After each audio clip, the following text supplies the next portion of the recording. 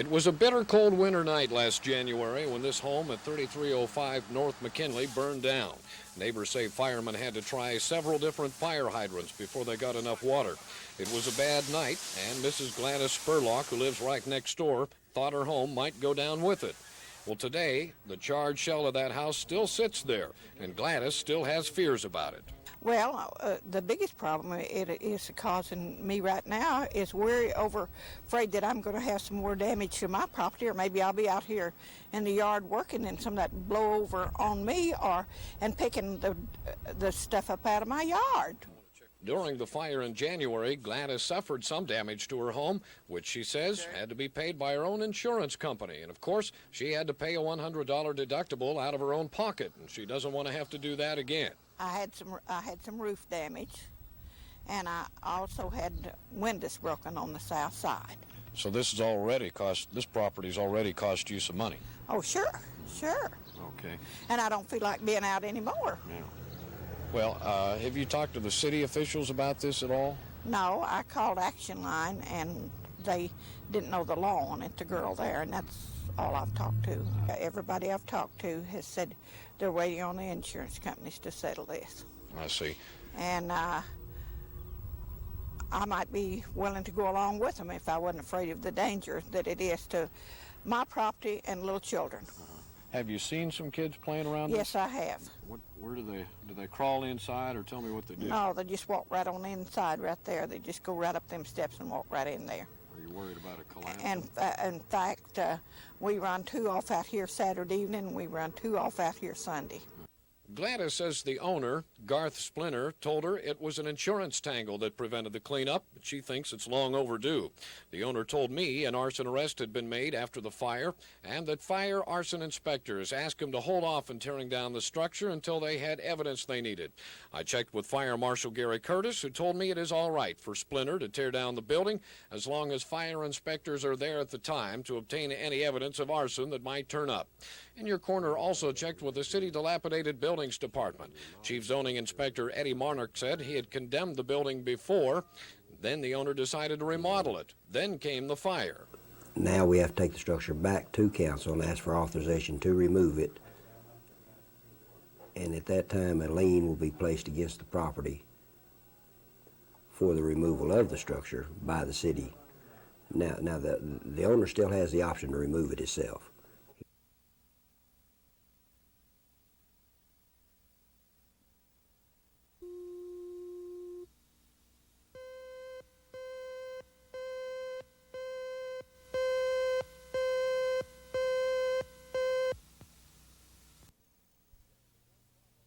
It's been one problem after another for Billy Joe and Lucille Peterson. As we told you Monday, Billy Joe had to have a leg amputated because of sugar diabetes. Then he suffered a heart attack. Billy Joe and his wife had just purchased a new car when all this came about. Now he is unable to work, and Lucille needs the car so she can keep her job. But that leaves Billy Joe to take care of himself, which he does pretty well. And of course, like I said, I can hang clothes out and bring them in. Feed the dogs sometimes, wash my clothes. Cool. Yes, cook. Mother let us do that when we were younger, so I know how to cook real well. However, when a wheel broke off his wheelchair, Billy Joe slowed down. His Social Security disability does not pay much since his illness caused him to retire early, and financial problems prevented him from getting a new chair. Since we aired that story, In Your Corner was contacted by a Christian family in Edmond who wanted to help. We tracked down a good used wheelchair at Brawley Rents, and our anonymous donors contributed the $160 for a used wheelchair, which we picked up and delivered to a delighted Billy Joe Peterson today. Billy switched from his one wheelchair and gave the new one a test run. Now he's back in action and able to take care of himself while Lucille is at work. Yeah, perfect. Take a test ride in it. Real good. In Your Corner returned to Beverly Turner's residence in Edmond today. You may recall the Turner's house was being rampaged by squirrels in the attic. The fuzzy but cute little rodents were chewing on the electrical wires, ruining the attic insulation and making a lot of noise in general. Well, Beverly searched the yellow pages for a pest control company that works on squirrels, but had no luck. First of all, I called exterminators, and no one would come. They said that a lot of people had been bitten by rabid squirrels, and a lot of them said they just didn't do that kind of work. In Your Corner researchers found a state office called Animal Damage Control that works on such predicaments for free. John Meyer said they would help Beverly, and today, Ronald Reed, the district field assistant, set traps for the Turner's pests. What did you stick in the back there for bait or to lure it in there? Just Pecans. pecans? Mm-hmm. Mainly if you'll crack them, seem like it attracts a squirrel better than leaving it whole. You know? I see. Lots of time you can use peanut butter or corn, but I have better luck with pecans. Reed will come back when the squirrels are trapped in the cages and move them to an area where they will do less harm. Soon, the Turners will not have to wake up to the sound of a herd of squirrels thundering across their attic. In Your Corner also checked back with the Stevens family in West Oklahoma City. Darlene Stevens had called In Your Corner complaining she had hired Mike Harkins of Lawn Master to put a sprinkler system in their yard, but he never finished that job and did not respond to their calls even after they had paid $1,200 down. He kept telling the Stevens he had personal problems preventing him from finishing that job, but as we found later, the personal problems did not prevent him from starting a larger sprinkler job at a Northwest apartment complex. We found him there and asked if he would finish the Stevens job. Or by the first part of next week, I'll get back on it. Well, despite Harkin's word, he did not finish the Stevens job. Darlene Stevens told In Your Corner today he had even promised a second time to come back, but did not. In the meantime, another viewer called In Your Corner about a job that Harkins did finish, but Darrell Huber says Harkins did not finish it properly. We had some leaks in the valves in the backyard, and they supposedly came out and checked them and said, they were okay. And when I dug them up and finally got the hole open and could see where it was leaking. Did they check it before they covered it up? No, they never did. They put in a few pipes and then cover part of it, and then put in some more and cover some more. And Huber says Harkins has changed the name of his sprinkler company from Lawn Master to All Weather Sprinkler Repair Service, but has never repaired the Huber's leaking sprinkler pipes. In Your Corner, we'll check back again to see if Harkins will eventually keep his word.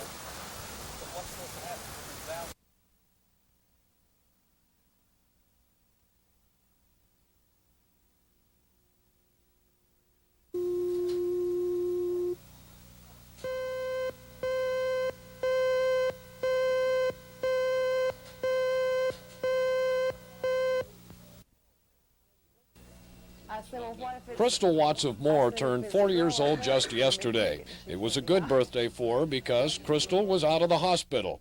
Her mother, Marcia, says Crystal suffers from asthma. In fact, the asthma brought on pneumonia, and she spent 8 days in the hospital last December. Then went back again February 14th and has only been out of the hospital 4 days since then. The main thing Crystal remembers about her stay are the IV bottles. What is an IV? Real needles. Real needles? Where do they go? In your brain. Does that bother you, or are you used to that by now? I'm not used to it. Well, you're a pretty big girl. That probably doesn't bother you at all, does it? It does.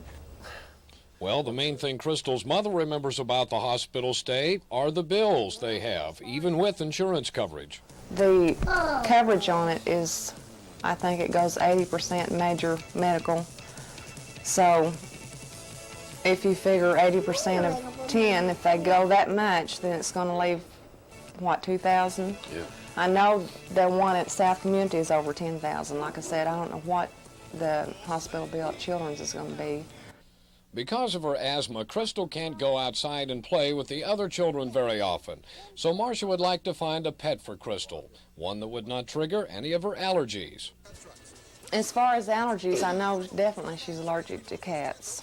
And the Chihuahua idea came from, like I said, a lot of older people that have told me before that back when they were younger, they remembered children that had asthma and they got a Chihuahua dog, and it just seemed to help them. So I thought it was worth a try. Marcia says a pet would be a morale builder for Crystal, help to build her spirits to have a pet, and the dog's short hair would not bother her allergies or asthma. But the prices Marcia's seen on a Chihuahua do not raise her spirits. Full-blood Chihuahua is what you're supposed to get, from what I understand. And I've seen them advertised for $200, $250, somewhere around that area. And as right now, we just don't have it.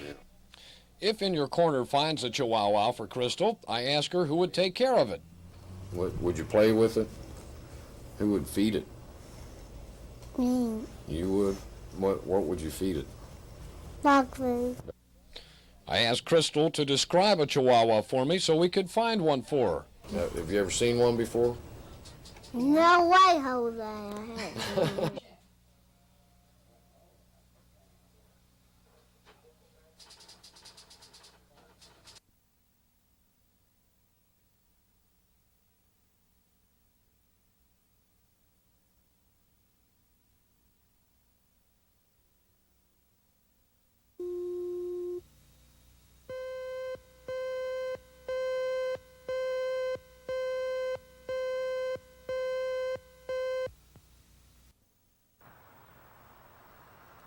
Last January, Dorothy Foster purchased a new 1981 Skylark for Bob Bryce Buick in Norman.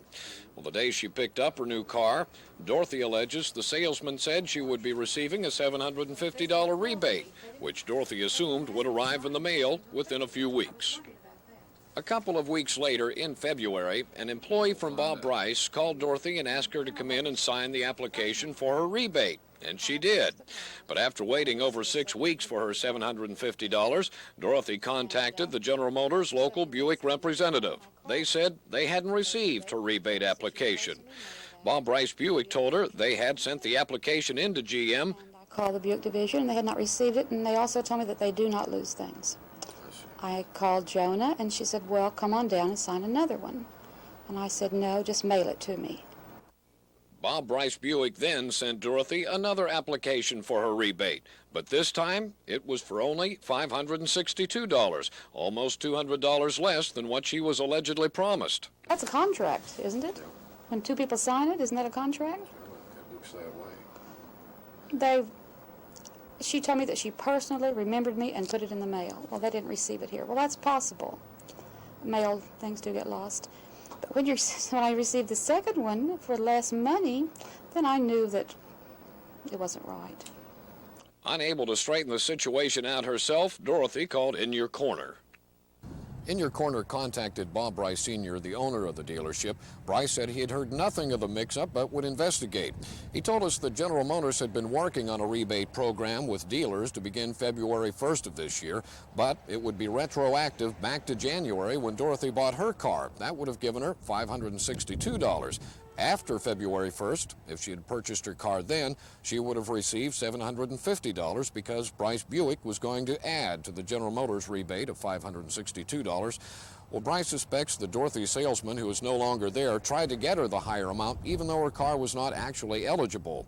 And since she was given the wrong form to fill out, Bryce says he wants to go ahead and give her the higher amount, $562 from General Motors, and the remainder of the amount from his own pocket.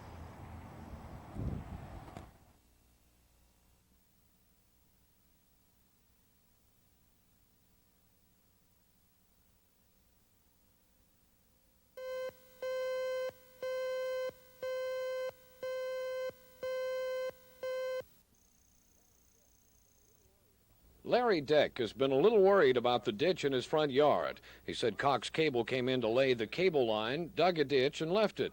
Well, Larry feared children might fall in it or over it. It was about 4 to 6 inches wide and about 4 feet deep. Larry's neighbor filled in the ditch himself in his yard, but Larry wonders why Cox didn't fill in all the ditches. I had come out one morning, I heard them digging out here, and I asked the guy what they were doing, and he said, well, we're digging up the yard to lay down the cable for Cox Cable. And I said, well, don't you all usually have to get permission or something? He said, well, we've had problems with that, people complaining. I said, well, I never received any notice of any kind. And so then later on, after they went ahead and dug it. And then I waited about a week and a half and called and asked when they were going to be back out to put the dirt back in the trench. And a man named Dave Wall told me that he would come out and take care of it, and I never saw him or anybody else from Cox Cable TV. After a few more phone calls to Cox Cable and the contractor, some men came and pushed the dirt over the ditch. And while I was at work, I guess they came out and remade the pile here and the yard next door. And then I called him back and I said, well, that isn't really going to get it because it's still settling. And he said, well, we don't have to do anything for a year. Cox Cable is licensed by the city to lay the cable, so I checked with the City Action Center and asked Karen Farney first if Cox has to notify a citizen that they will be digging a ditch in his yard. They do tell the customer or the citizen that they're going to be putting in cable. That normally is the procedure. That's normally the procedure, but they don't have to have the permission of the citizen because they are given that permission in the franchise agreement with the city. And what about restoring the ditch after laying the cable? The franchise requires that they restore where they have done any work back to the way it was, and the way they have done it in the past is to fill the trench with dirt but not level it so that by the time the rain is over you don't have another hole and so it doesn't settle down. I see.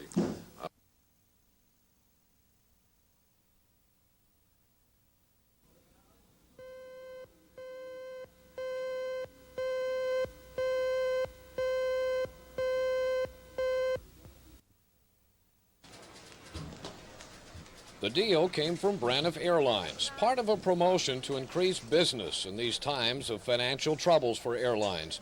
The deal offered one ticket at regular prices and a second ticket for only $1.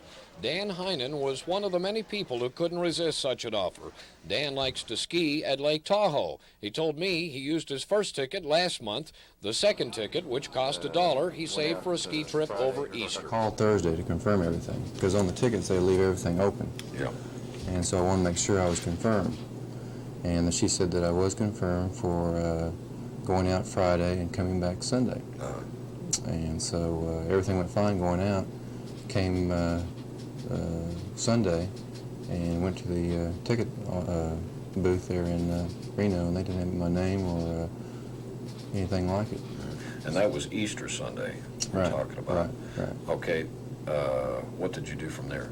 So I asked the guy if he could get me on any type of flight, and he said that everything was booked up, and he could possibly get me to Las Vegas, but out of there it was almost impossible.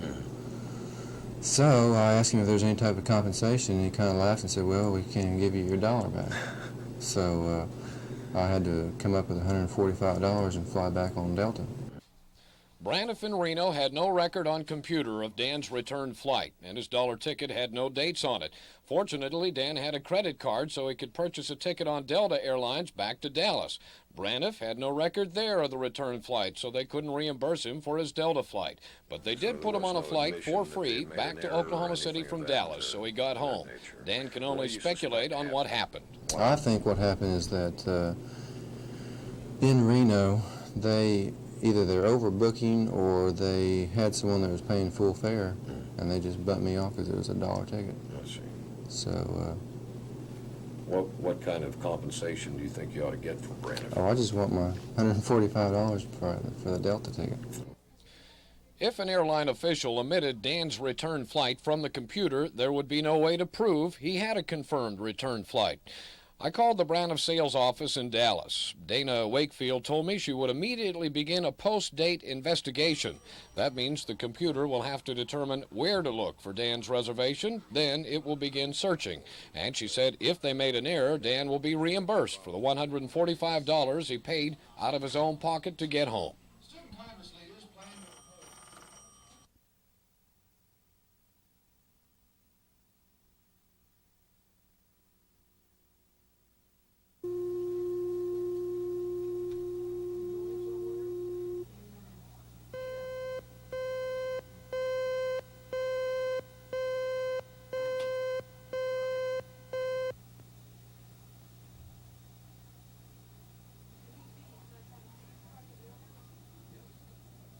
Carolyn Yeager showed me how she can type in Braille on a special typewriter St. Charles Church bought for her.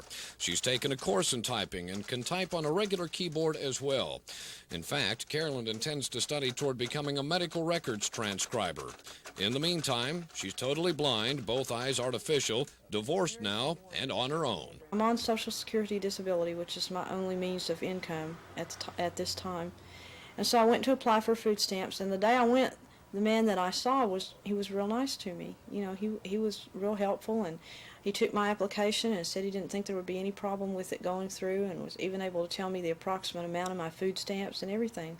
So I went away that day pretty satisfied, you know, and he said, well, this was March 11th, and he said, you'll probably receive your food stamps for March at the end of this month, and then probably the ones for April around the 10th or 15th of April, something like that.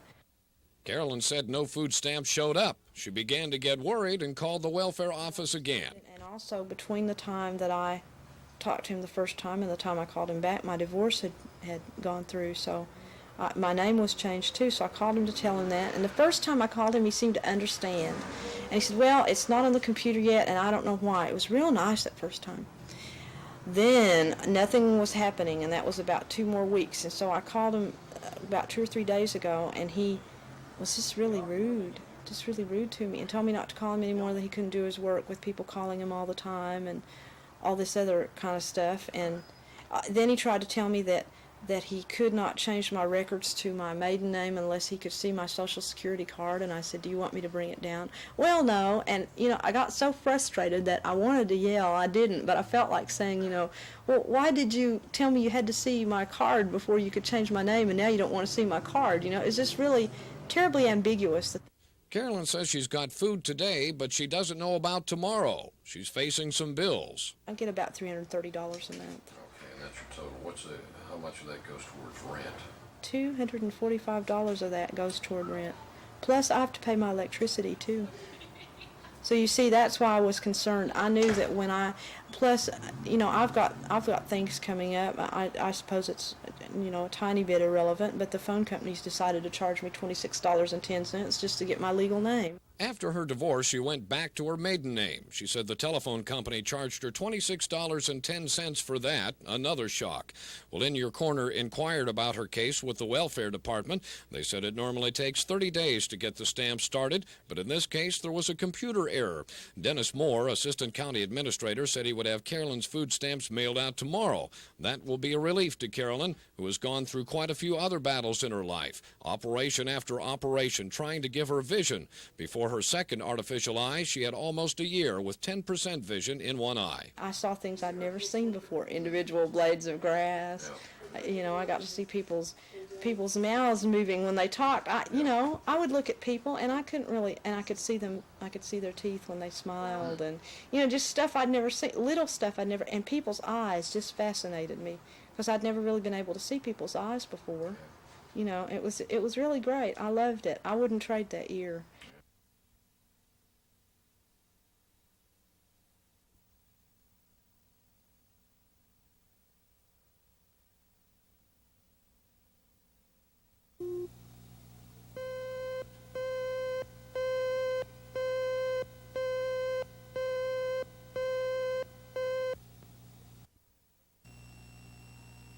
Jeannie Wilson said, look at the oil on her driveway. She said it came from the salvage motor that she had just had installed in her car at Troy's Paint and Body Shop.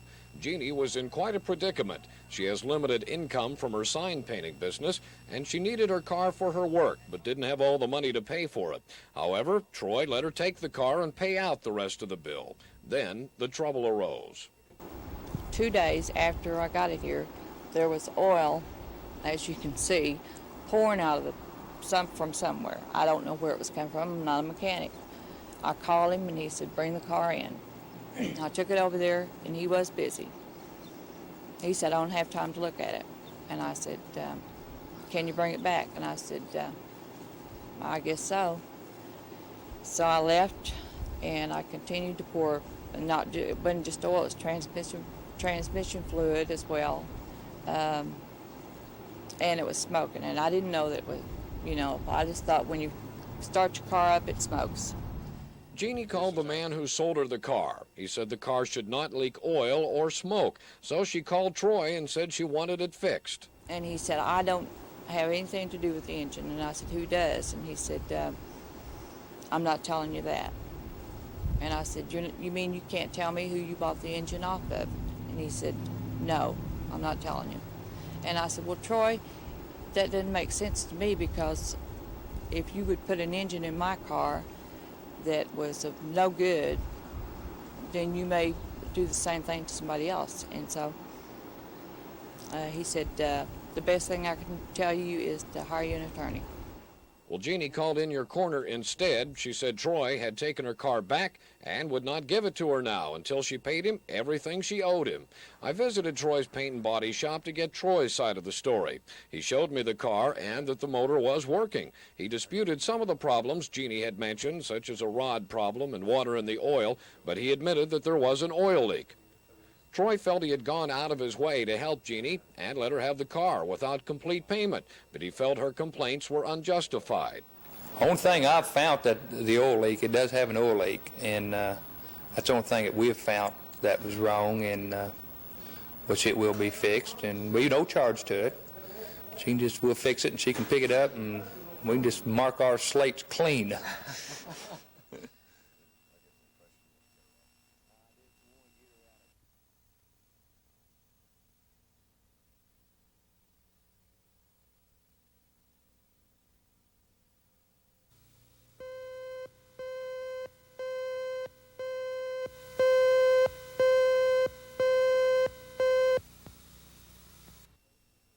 What is Geraldine Elder supposed to do? She's a very youthful 62 years old. She's not married, is used to supporting herself.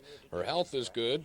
Well, all except her nerves and her feet. They took the bunions off. They straightened out. My toe was lapped over the other one. And they chipped it out and put a pin to straighten that toe out. Then they've taken growths out of the other two toes. I see. And at my age, which, isn't young anymore, they don't heal as fast. Geraldine can't go back to work until her foot operation's healed, and she does intend to go back to work at her dry cleaning job so she can pay her bills and help support her grandson, whose father is in prison. But while she is off work recuperating, who will pay those bills? I have been to Social Security, and when they told me that I was only allowed $200 a month and could only make $300, the cleaners don't like you for 3 days a week, and that wouldn't have been enough for me to live on. So you're kind of caught. So I'm caught in between. I said I'd rather go ahead and work and do as much as I could. I'm with the working person. That's all I know. That's the only thing. You take my independence, if I work away from me, I have nothing left. What about any savings or anything? I mean, how have you supported? I had a little bit, but when it goes out and none coming in, you don't have nothing left. Yeah, that's true. Nothing. And then when you get to the point that you're destitute, something has to move, and when I can't do it myself, somebody has to come to me. That's right. And it takes an awful lot of faith. I almost nearly lost that. Well, don't lose your faith. I can't. Geraldine said she visited the welfare department to try and get some assistance. The man that did come out here was trying to get me medical assistance. I thought he meant that he would try to give me some small assistance so I could help with my bills and keep me going till then. Come to find out, he wants to pay my medical bills. My medical bills have been paid for. You just need help eating and yes, rent. I just needed till I could get back on my feet, and that was all I was asking for. All just help me until I can help my. I just need help until I can help myself. Geraldine's situation seems to fall in between or outside of the many help programs, but we began a search for a solution. In the meantime, we got some help from the business community. L.D. Parsons of Parsons Wholesale Meats on South Agnew watches In Your Corner and wanted to participate. Okay, L.D., this is awful generous of you. But do you do this sort of thing often? Well, whenever we can. Business situation like it is nowadays, we're able to help someone along the way, we're more than willing. No doubt in my mind that if you're willing to go to all this trouble yourself and your TV station. There's got to be something to it, and we're willing to do what we can.